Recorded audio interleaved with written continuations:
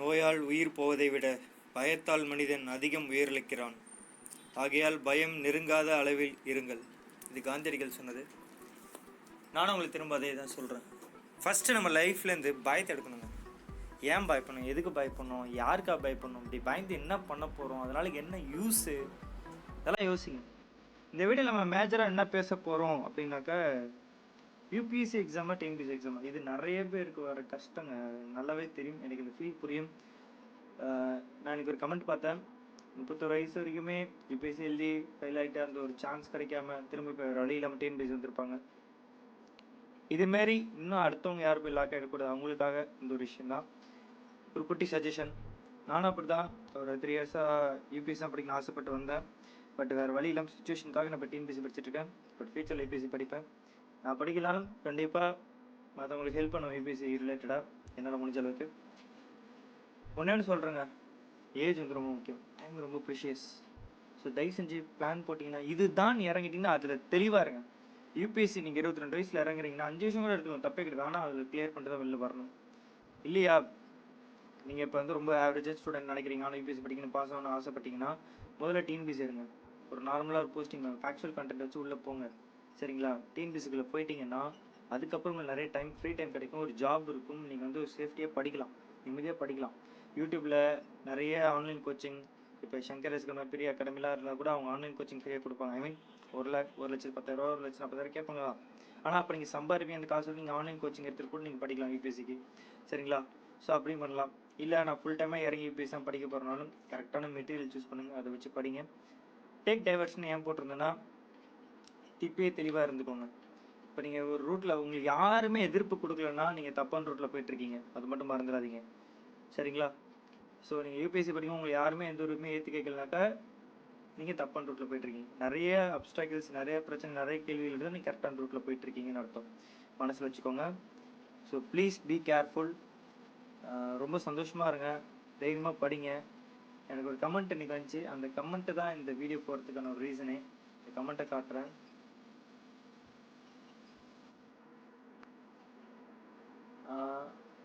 ஹரிதாசு Kothandaraman, sorry sir பேர் தப்ப first மன்னிச்சிருங்க. நண்பரே, உங்களை நினைக்கும் போது பெருமையாக இருக்குது. உங்களுடைய டெலகிராம் ஆடியோ கேட்டால் கண்டிப்பாக முயற்சி செய்து தோல்வியடைந்த நண்பர்களுக்கு மிகப்பெரிய வரப்பிரசாதம். நானும் யூபிஎஸ்சி ஃபெயிலியர் கேண்டிடேட் நண்பா.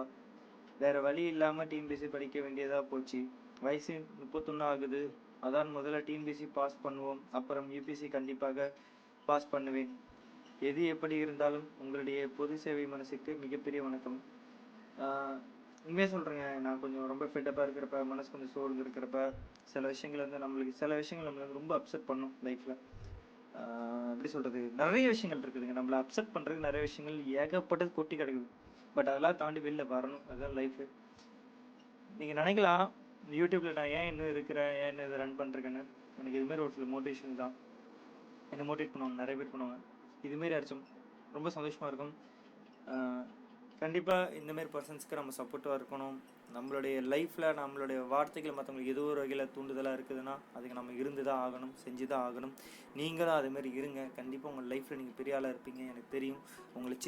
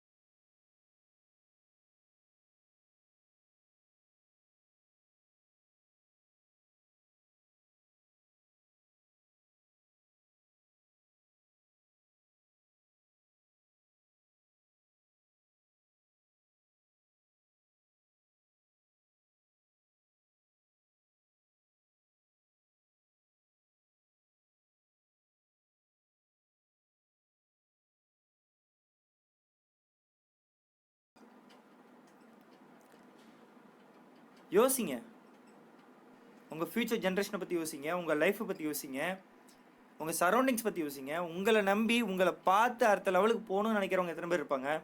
இன்னமும் கீழே இருப்பாங்க, மனசு அளவுலையும் சரி, பண ரீதியாக சரி.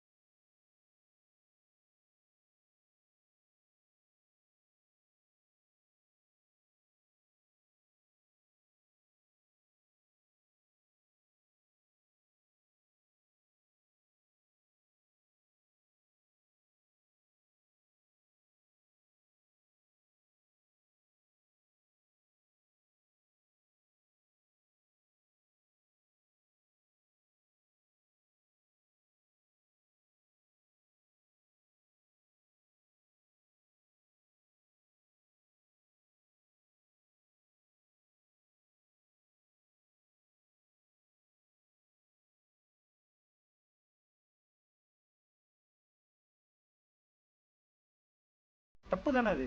எழுதுங்க, திரும்ப திரும்ப எழுதுங்க, தப்பே கிடையாது. ஃபேஸ் பண்ணுங்க. நீங்கள் அந்த எக்ஸாம் பார்த்து பயப்பட, உங்களை பார்த்து தான் அந்த எக்ஸாம் பயப்படணும். புரியுதுங்களா?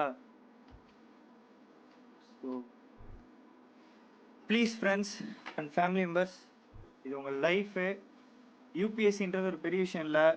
முதல்ல அதை நினைங்க, அது ஒரு எக்ஸாம், ஜஸ்ட் ஒரு எக்ஸாம். இந்தியாஸ் டஃபஸ்ட் எக்ஸாமாக இருக்கலாம், ஆனால் அது உங்களுக்கு டஃப் இல்லைன்னு நீங்கள் நினச்சிக்கோங்க. உங்கள் மனசுக்கு தெரியுங்க, எல்லாத்தையும் பண்ண முடியும். உங்கள் மூளைக்கு அவ்வளோ சக்தி இருக்குது. எல்லாருக்கும் ஒரே மூளை தான், நம்ம பயன்படுத்திக்கிற விதம் தான். சரிங்களா? ஒன்றும் இல்லை, இன்றைக்கி இந்த நேரத்தை நீங்கள் பயன்படுத்திட்டீங்கன்னா நீங்கள் நாளைக்கு ஜீனியஸ்.